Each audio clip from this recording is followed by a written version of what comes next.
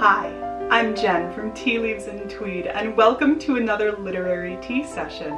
Today we're going to be taking a look at the tea, or rather tisane, that is enjoyed by one of my favorite literary characters, Agatha Christie's famous detective, Hercule Poirot. Now throughout the books, Hercule Poirot is shown drinking tisane, not tea. Despite the fact that he's lived in England for years, he doesn't quite go native. And he doesn't drink tea, he drinks an herbal blend instead. And in the story that takes place in Egypt, they specify that Egyptian chamomile is one of his favorite tisanes. So I am going to be enjoying a pot of Egyptian chamomile, which was generously provided to me for free by the Chateau Tea Room, and they were the inspiration for this video. And you can see this is a really beautiful full flower chamomile from Chateau Tea Room. It's very high quality, and you can see all these beautiful whole buds, which is an excellent thing to look for when you're looking at bulk flower or herbal teas. So I am brewing in this 8-ounce glass teapot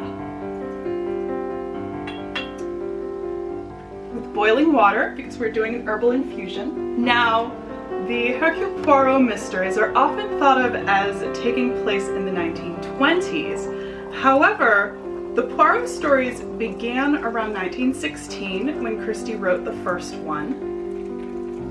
I'll just let that steep.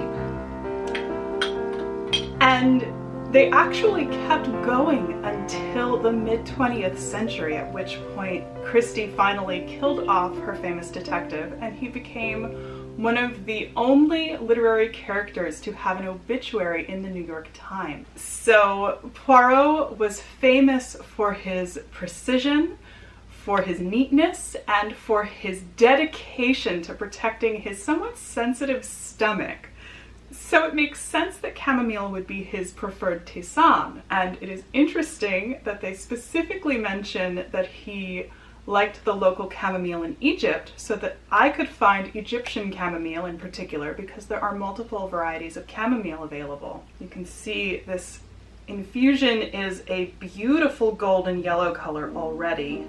I'm gonna let that steep for a little longer. You can see the little buds already starting to hydrate and swell up. This is a really lovely version of chamomile. And I particularly like buying bulk chamomile because I don't always care for the flavor of chamomile on its own, but I love to blend it. And my favorite blend is chamomile and lavender, which I think would appeal to our Belgian detective. However, we're having plain chamomile with Mr. Poirot today. And I am in homage to the 1920s aesthetic of Christie's novels, using my Royal Albert Decades Collection 1920s teacup.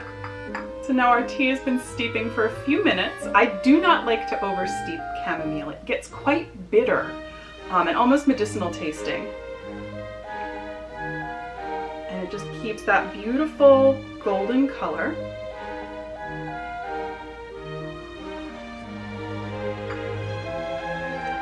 Has this kind of almost camphorous herbal note to it, in addition to the sweet floral chamomile flavor.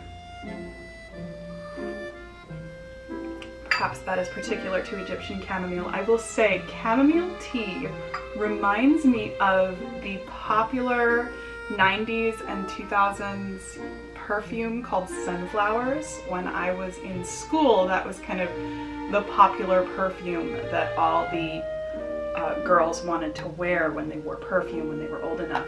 And this just reminds me of that sweet, sunny, floral, just kind of a happy color.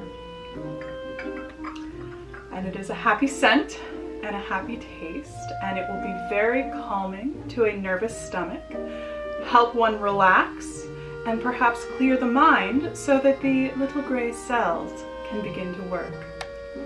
So just a quick one today, a literary tea session inspired by Hercule Poirot, where we had chamomile tisane Thank you for joining me for this literary tea session. I hope you enjoyed this and all of my videos. Please like and subscribe if you want to see more of what I do. So thank you for joining me. Bye.